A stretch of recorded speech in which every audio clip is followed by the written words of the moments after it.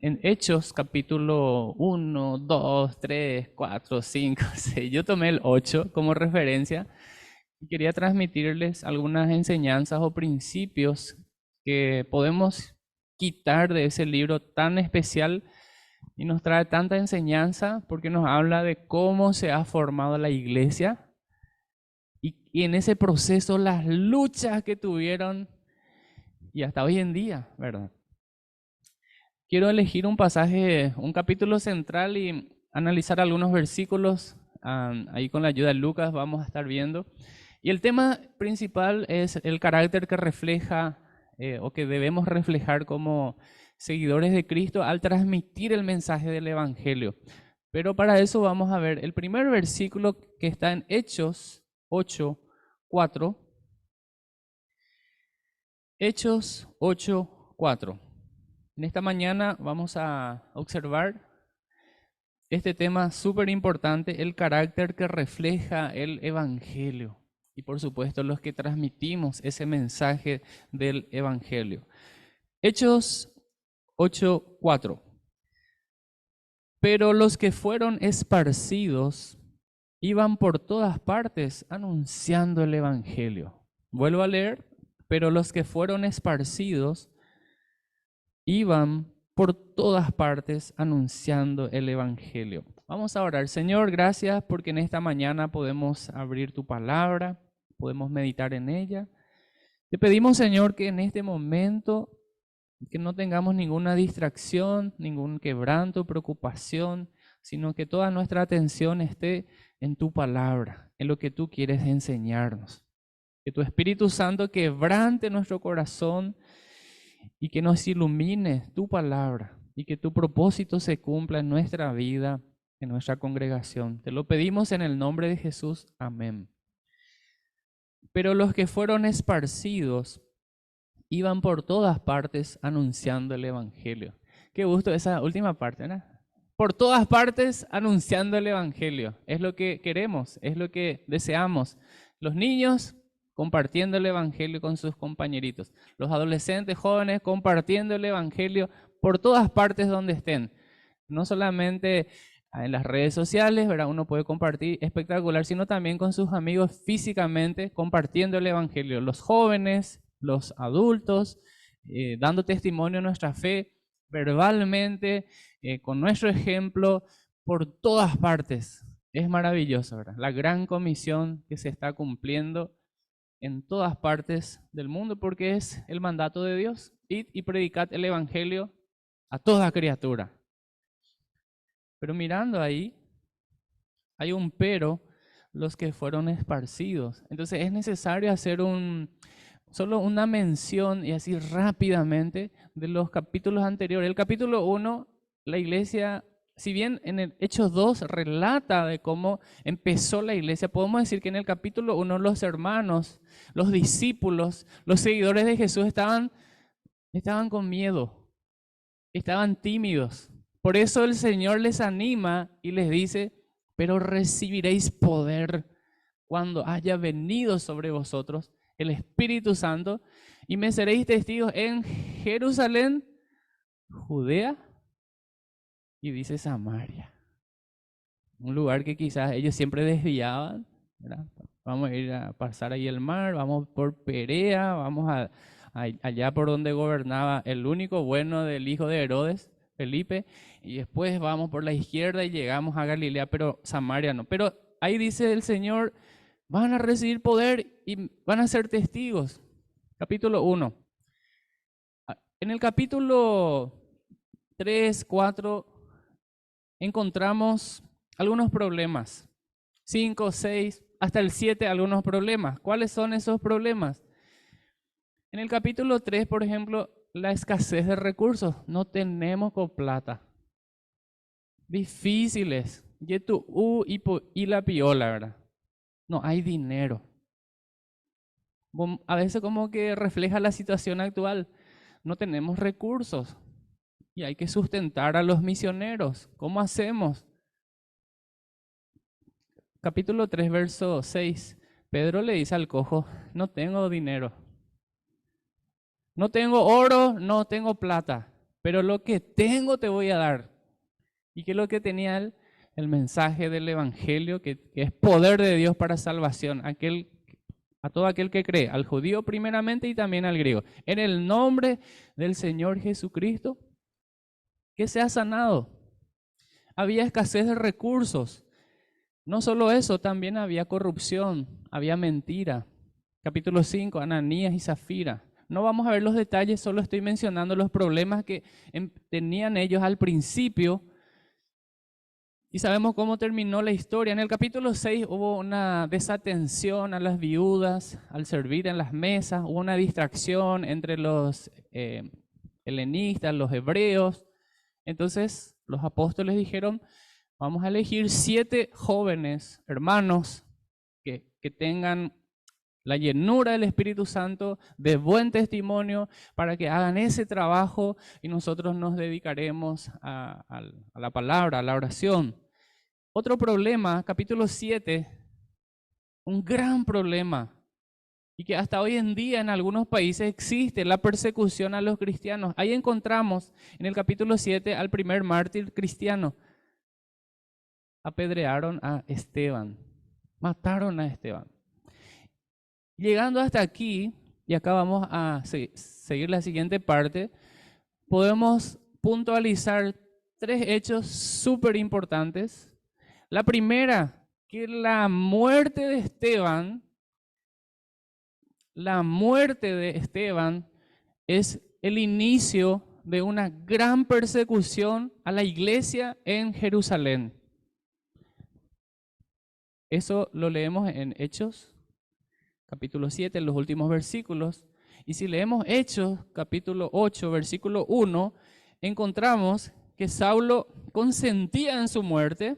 En aquel día hubo gran persecución contra la iglesia que estaba en Jerusalén y todos fueron esparcidos por las tierras de Judea y de Samaria, salvo los apóstoles. Y hombres piadosos llevaron a enterrar a Esteban e hicieron gran llanto sobre él. Y Saulo asolaba la iglesia y entrando a casa por casa arrastraba a hombres y a mujeres y los entregaba en la cárcel. El primer hecho es que la muerte de Esteban dio introducción a una gran persecución y obviamente efecto dominó. Empezaron a correr por todas partes los cristianos. Empezaron a dispersarse. Entonces, el punto 2, mencionamos ahí la gran dispersión de los cristianos a consecuencia de la gran persecución. Menciona ahí Judea y también Samaria. Y por supuesto, como decía, efecto dominó, una persecución, una dispersión, y ahí ahí tiene más sentido el verso 4 de Hechos 8, dice, pero los que fueron esparcidos, esas personas que salieron, iban por todas partes anunciando el Evangelio. No era tan fácil, había sido. Parecía todo lindo, pero estaban ellos corriendo por su vida. Pero vayan a donde vayan, andando por ahí, ellos tenían que compartir el Evangelio, sembrando la semilla. Me hace recordar una escena del Antiguo Testamento, la Torre de Babel. Cuando Dios le dio una orden específica que tenían que dispersarse, no, vamos a quedarnos acá, vamos a hacer una torre y va a ser tan alta. Pero el Señor ahí intervino en su gracia, confundió sus lenguas y se dispersaron. Yo no puedo decir que Dios intencionalmente envió la persecución, pero dice históricamente que hubo una persecución. El punto es que ellos al salir, al correr, empezaron a compartir el Evangelio en todas partes, en todo momento, en todo lugar, cumpliendo la gran comisión. Jerusalén, de ahí salieron, Judea, Samaria. 3 hechos históricos. Vamos a ver el siguiente versículo. Perdón. Fíjense, yo estuve mirando esto. De la facultad estuve mirando y encontré este material súper interesante y como es tan pequeñito, como que no vamos a leer, pero de todos los apóstoles, los seguidores de Cristo, la manera en que murieron no fue una muerte muy natural, que digamos. La mayoría fue asesinado, decapitado, lapidado, ejecutado con arco, flecha, crucificado, boca para abajo, crucificado en forma de cruz. Y ahí menciona un poco en los lugares donde fueron puestos sus cuerpos. Quizás Judas, el que se suicidó, y también Juan tuvo una muerte natural. Él fue exiliado en la isla de Patmos y quizás fue el único que no murió de esa forma. El resto tuvo que pagar con su sangre el haberse identificado con Cristo. Y aquí tomé una nota y decía, Tertuliano decía lo siguiente, en el siglo II, él dijo, la sangre de los mártires es la semilla de la iglesia. La sangre de los mártires es la semilla de la iglesia. Hermano, nosotros estamos sentados acá fruto de que alguien tuvo que dar su vida para transmitir ese mensaje y no callarse. A veces a mí me produce un poco de vergüenza. Tenemos tanta libertad que no lo estamos aprovechando. Ellos dieron su vida para que nosotros tengamos ese mensaje. Y eran personas comunes que también tenían sus luchas. También hacían macanadas, ¿verdad? Vamos a continuar. El siguiente versículo que vemos, en el versículo 5, Hechos 8, entonces Felipe, descendiendo a la ciudad de Samaria, les predicaba a Cristo. Hay un tema con Samaria. Era un pueblo no muy grato. ¿Sí? Los de Samaria decían, ellos eran los originales hebreos, pero sin embargo los otros decían, no, ustedes son falsificados. Ustedes no son de nuestra línea. Había un problema. No se podían ver, ni siquiera se hablaban. San Juan 4, la mujer samaritana ahí en el pozo, cuando sacaba agua, o sea, no en el pozo, sino al costado del pozo, y empezó Jesús a hablar con ella y dice, pues, ¿cómo es que me habla si nosotros no hablamos, verdad? Había una historia larga que sería bueno que cada uno investigue por qué esa diferencia. Y bueno, ya lo mencionamos algo, que ellos se consideraban enemigos el uno del otro porque algunos decían, no, ustedes no son los verdaderos, nosotros somos los verdaderos. Nosotros somos los que verdaderamente adoramos a Dios. Ustedes no. Nuestro padre verdadero es Abraham, ustedes no. Y ellos decían, no, nosotros somos. Había un pleito ahí. Entonces Felipe descendió a la ciudad de Samaria y les predicaba a Cristo. El mensaje del evangelio también llegó a Samaria. Gloria a Dios por eso. Vamos al siguiente. Aquí quería mencionar esto. Cuando los apóstoles oyeron que Samaria había recibido la palabra de Dios, enviaron allá a refuerzo, Pedro y Juan, los cuales habiendo venido oraron por ellos. Continúa la lectura para que puedan recibir al Espíritu Santo. Y ojo con Juan y también Pedro, ¿verdad? Porque enseguida va a aparecer otro personaje que es Simón, pero no es Simón Pedro, sino otro Simón, Simón el mago. Juan, ¿ustedes recuerdan cómo era Juan, su currículum? ¿Cómo era de niño? Bien portado, ¿sí? Atento, respetuoso, con asertividad. No, la Biblia dice que se les consideraba hijos del trueno, porque eran terribles. Oye, pues arambíjipe. Juan en un momento dijo que el Señor envíe fuego del cielo y que le queme a los samaritanos, pero ahora él estaba yendo para orar por ellos. Entonces, hermanos, antes de anunciar el mensaje, antes de cumplir la gran comisión, es necesario que haya una gran transformación. Si yo no he experimentado ese amor, ¿de qué amor le voy a hablar a mi vecino? Si yo no he experimentado ese cambio, ¿qué cambio voy a predicarle a mi vecino? Porque, ojo, el vecino probablemente te conozca muy bien. No, acá todo el tiempo se gritan. O puede decir, no, este vecino es el verdadero cristiano, porque con amor y ternura le trata a sus hijos y les disciplina con amor y llora con ellos. No son perfectos, pero sí veo que aman a Dios. Siempre le veo con su Biblia y siempre van a la iglesia. Entonces hay dos posibilidades. O hay una gran transformación o estamos fingiendo. Porque eso pasó con Simón el mago. Porque enseguida ya vamos a llegar a eso. La idea en esta mañana, hermanos, es animarnos con la palabra de Dios para que sigamos haciendo lo que Dios nos pidió que hagamos. Siendo testigos en el lugar donde Él nos puso, en nuestra familia, con nuestro vecino, en la iglesia, donde sea, donde estemos.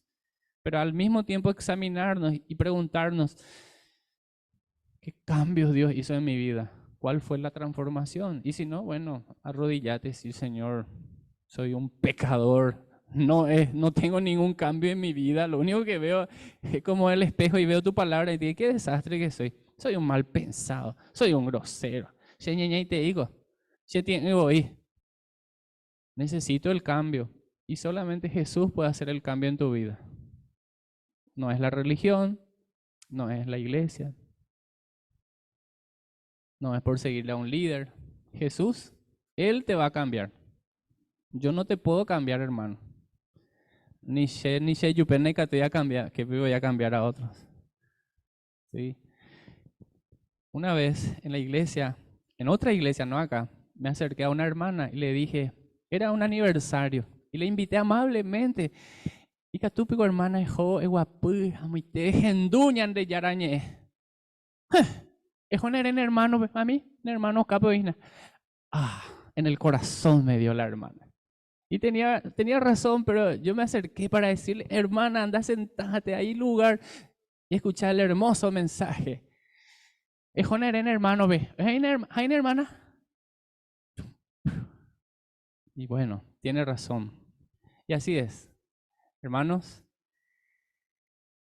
qué interesante es que Dios cambie nuestra vida y así nosotros podemos decir, sabes que Dios te ama, Dios puede cambiar tu vida, así como cambió mi vida. Y te mira la persona, a ver qué cambio. La verdad que sí, porque antes de Argelia te diga, como amoroso que eso. Juan pedía fuego del cielo que se mueran todos, pero ahora decía, Señor, perdónalos. Señor, que reciban tu Espíritu Santo. Señor, cámbiale a ellos así como me has cambiado a mí. Señor, yo quiero ser como tú porque Él quiere ser como yo. Pablo decía, sed imitadores de mí, así como yo de Cristo. Ese debe ser, hermano, el mensaje. Yo creo que acá podemos cerrar todo. Irnos a nuestra casa a almorzar. ¿Qué mensaje? Antes de compartir el mensaje del Evangelio, nosotros tenemos que examinarnos y decir, ¿será que el Evangelio hizo un impacto en mí? Y yo también puedo perdonar, orar por aquellos que me perseguían, orar por aquellos a quienes consideraba enemigos. Bueno, Dios obra en nuestros corazones. Yo sé que es difícil, porque yo quiero amar a mis semejantes, solo que mi semejante no colabora conmigo. Dame paciencia, dame amor, Señor. Paciencia, no me des fuerza, porque si me das fuerza, ahí está la frase, ¿verdad? Paciencia, amor, comprensión. Vamos adelante. Vamos a mencionar 3 principios espirituales. Y esta parte voy a hacerlo rápido, hermano. Más importante que nuestras diferencias es nuestra misión. Repito, más importante que nuestras diferencias es nuestra misión, porque recién mencionamos que judíos y samaritanos no se hablan. Y puede que nosotros hoy en día tengamos diferencias con alguien, pero mayor que esa diferencia es la misión que Jesús nos ha encomendado. A veces perdemos tanto tiempo y tanto esfuerzo y tanta energía en las diferencias. Yo sé que hay que conversar, hay que dialogar. En cuanto dependa de vosotros, estad en paz con todos. Pero la obra tiene que seguir. no estemos estorbando. Ayer, por ejemplo, yo vi que muchos estaban acá limpiando y yo me puse a un lado, porque mucho ayuda al que poco estorba. Agarré el micrófono y dije, jale, bien ahí, bien, Seba. Eso. Le quería mostrar cómo sobre su hombro ahí, esos, ¿cómo se le dice? Tablones, 2, 3, 4 acá, pa, pa, pa. Y barriendo ahí Alex. Chu, chu, chu, chu. Después mi suegra también barriendo. Y yo me puse a un lado para no estorbar porque es mejor así, ¿verdad? Yo creo que mi papel era el animador. Sí, se puede. Se quedó limpito acá. Ahí Dani, no sé cómo hizo con su traje así. Estaba así de paquetito, era como para una boda ya. ¿Sí?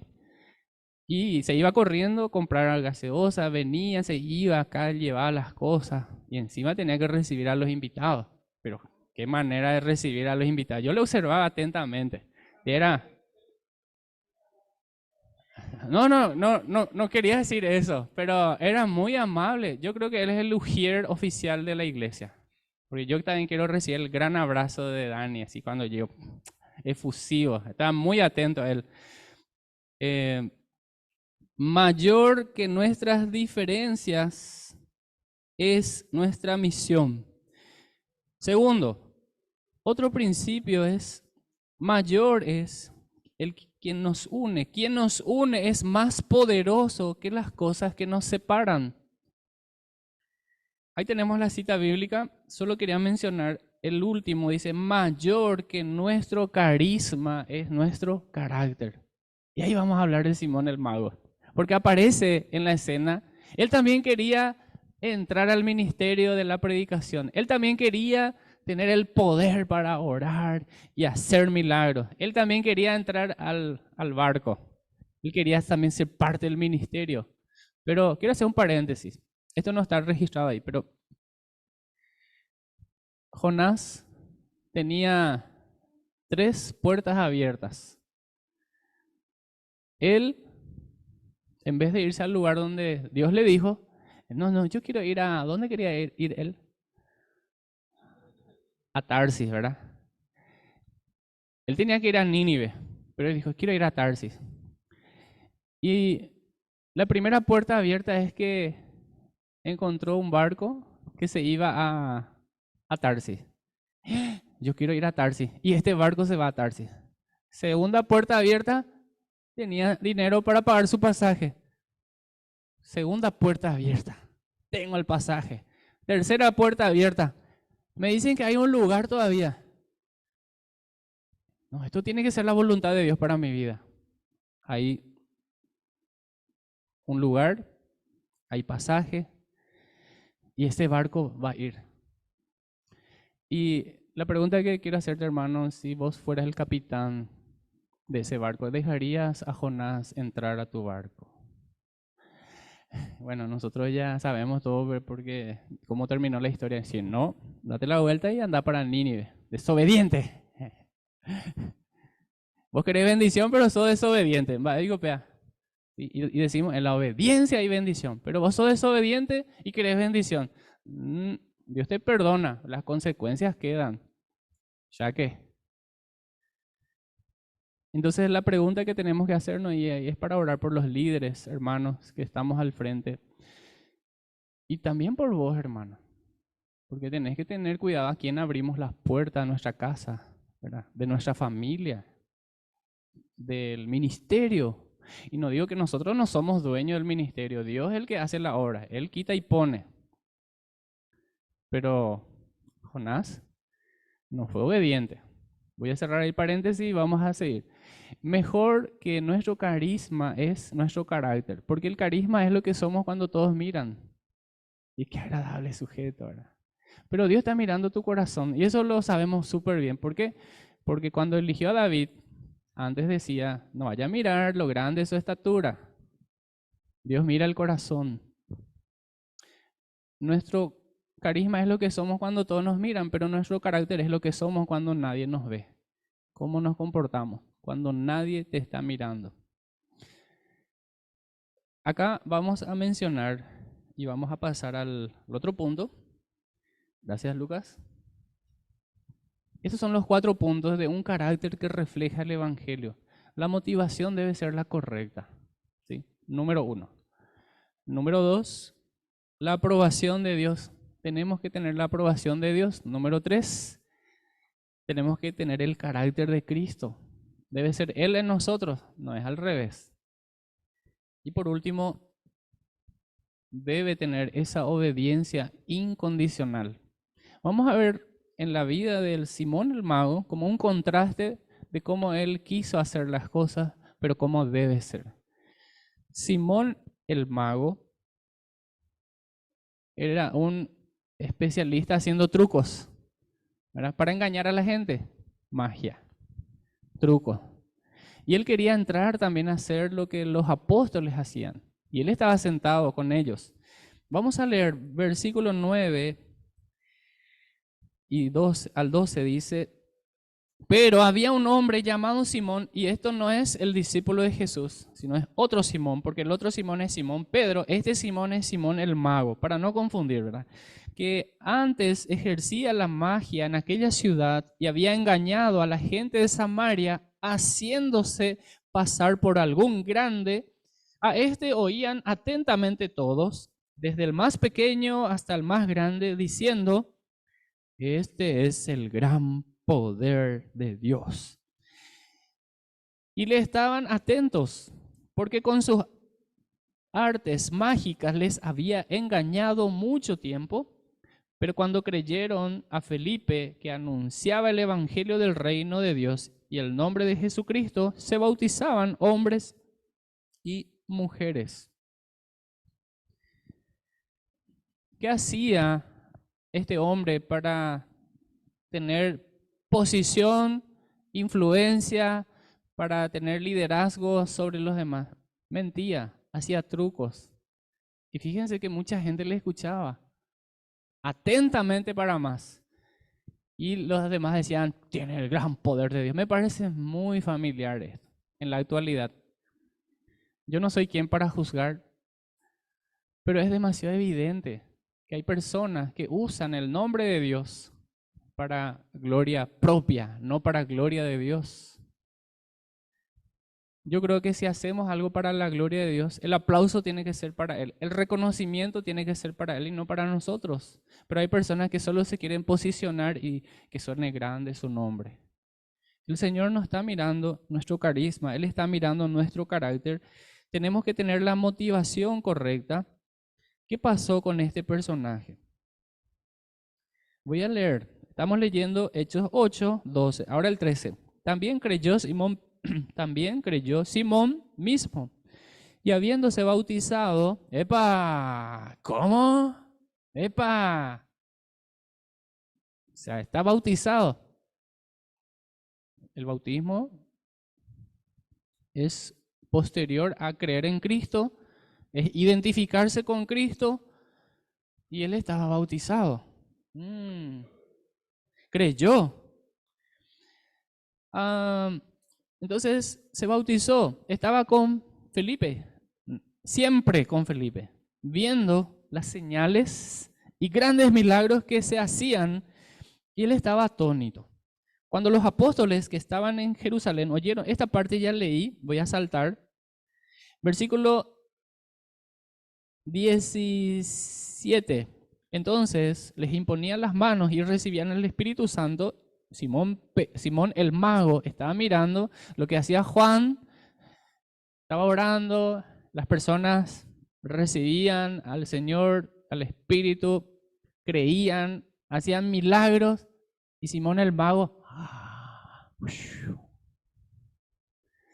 tengo una idea, yo también quiero ese poder, yo también quiero ese poder, tengo que tener ese poder.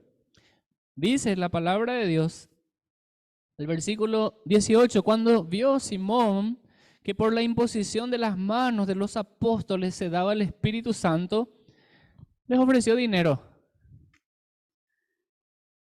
diciendo: dame también a mí ese poder, para que cualquiera a quien yo impusiere las manos reciba el Espíritu Santo. ¿Cuál era su motivación? Hacía trucos, hacía magia y ahora te voy a comprar al por mayor y después voy a vender al por menor para tener más ingresos, ¿sí? Para que la gente me siga en esa posición, para que tenga más seguidores. Es bárbaro, qué terrible. Él escuchó el mensaje, siempre estaba ahí, estaba sentado, estaba bautizado, pero ahora dice dinero. Escuché una frase hace tiempo y se me quedó fijamente. Si alguien sirve al Señor por dinero, es capaz de servir al diablo por mejor salario. Si alguien sirve al Señor por dinero, es capaz de servir al diablo por mejor salario. La motivación de este hombre no era la correcta. Por eso tenemos que preguntarnos, ¿cuál es mi motivación al servir al Señor? La motivación correcta debe tener la aprobación de Dios. Y eso lo vemos en los versículos siguientes. Cuando leemos 18, 19, que él ya le dice, dame, te voy a dar plata. Entonces Pedro le dijo, dame tu dinero. No, que perezca tu dinero contigo. Chocó por la muralla, ¿verdad? Chocó por la pared. Tu dinero perezca contigo porque has pensado que el don de Dios se obtiene con dinero. Hoy en día hay muchas personas que creen que el don de Dios, el regalo de Dios se consigue por dar dinero y no es así.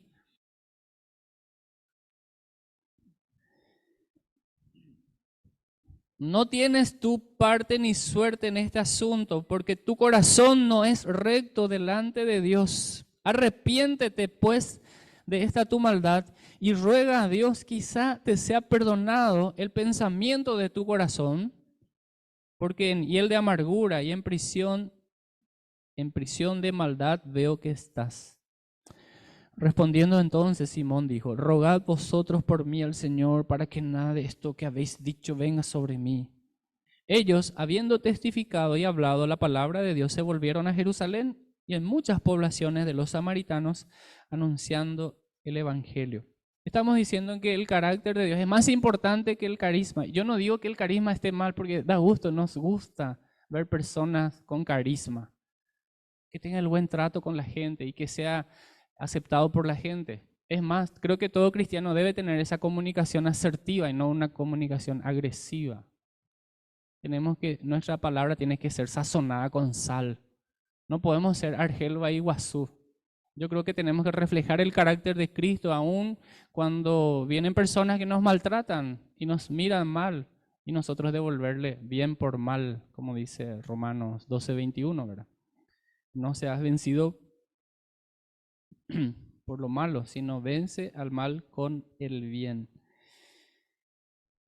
La aprobación de Dios es necesaria para que el carácter refleje el Evangelio. Por eso nuestra motivación, tenemos que examinar cuál es nuestra motivación de servir al Señor. Tiene que tener la aprobación de Dios. Y por supuesto, como ya leí recién hasta el 23 ya, debe transmitir y debe tener el carácter de Cristo. Debe ser Cristo en nosotros. Y Él debe ser nuestro modelo a seguir. Tenemos que llegar a la estatura de la plenitud y que seamos semejantes a Él en todo. No es fácil porque es negarme a mí mismo, es renunciar a mi orgullo, es renunciar a mi viejo hombre. Cuando nosotros conocemos a Cristo como Salvador, Él nos perdona nuestros pecados. Pero ojo, tenemos todavía la vieja naturaleza. Que va a luchar día y noche y de madrugada, te va a pedir lo que le dabas antes. Y depende de cada uno a quien alimentemos. Necesitamos alimentar al nuevo hombre creado según Dios en justicia y santidad de la verdad. Porque obviamente el que está más nutrido es el que va a tener mayor fuerza. ¿Qué tal está tu Biblia, hermano?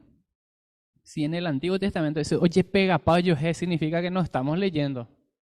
Pero yo leo el Nuevo Testamento, amén, gloria a Dios. Y si el Nuevo Testamento está todo pegado así, Dios está mirando tu corazón, hermano. Está mirando tu carácter. Debe ocurrir primero una gran transformación y ahí salgamos a compartir el mensaje del Señor. Porque si vos compartís ahora, es capaz que algunos crean y digan, gracias, qué lindo. Pero otros en tu cara te van a retrucar, te van a decir, ¿qué me hablas de amor y vos sos ñaña intereico? ¿Qué pico me vas a hablar de amor si vos sos? Y a veces tristemente tienen razón, ¿verdad? Entonces que Dios obre en nuestro corazón y que reflejemos el carácter de Cristo. Ya estoy casi terminando. Quiero leer los últimos versículos. Un ángel del Señor habló a Felipe diciendo, levántate y ve hacia el sur por el camino que desciende de Jerusalén a Gaza, el cual es desierto. Versículo 27. Entonces él se levantó y se fue y sucedió que un etíope, y ahí continúa otra historia que no vamos a mencionar. Pero acá vemos el punto 4, obediencia incondicional. ¿Qué es la obediencia incondicional? La obediencia incondicional por lo menos debe tener 3 elementos. Primero, debe ser una obediencia completa.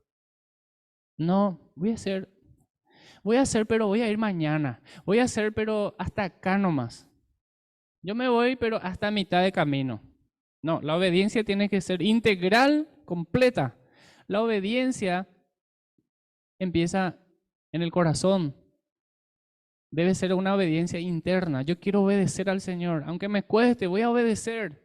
La obediencia debe ser inmediata. Es lo que hizo este hombre. Más adelante, por ejemplo, cuando Saulo se convierte, un versículo que subrayo y siempre me gusta y cada tanto leo porque me gusta y me gustaría que mi hijo sea así, pero a mí me cuesta ser así, pero mi hijo quiero que sea así. Dice que enseguida hacía lo que tenía que hacer. Enseguida predicaba a Cristo. No esperaba, no voy a esperar nomás ahí, más adelante. En 3 años voy a servir al Señor. En 4 años voy a trabajar con los niños. En 5 años voy a predicar. En 10 años voy a ir al campo misionero. No, la obediencia tiene que ser inmediata. Y ojo, no estoy diciendo que todos tenemos que salir porque alguien tiene que sostener, alguien tiene que orar, alguien tiene que entrenar y la persona está creciendo en su vida espiritual. Quizás en la iglesia tengamos personas que están listas para salir, aunque nos duela, pero se van. ¿Y cuántos de aquí se fueron al campo misionero? Y gloria a Dios por sus vidas. Y en tu mente vienen nombres, personas que están sirviendo al Señor con desafíos enormes y que necesitan nuestra oración y nuestra ofrenda y nuestro apoyo. La iglesia somos nosotros. La iglesia tiene que dar al Señor lo que le corresponde. Si Él dio su vida por mí, ¿qué es lo mínimo que yo puedo hacer? No le demos lo que resta. Vamos a darle lo que corresponde. Obediencia incondicional. Conclusión. Dice, conclusión, ahí vamos. Mientras seguimos, ¿verdad? Mientras vienen los días, los meses, los años, ya sea en esta iglesia o en la iglesia donde estás, esta debe ser nuestra misión, ¿verdad? Nuestra motivación al hacer el ministerio tiene que tener la aprobación de Dios. La aprobación, que sea una aprobación, Dios aprueba lo que estás haciendo.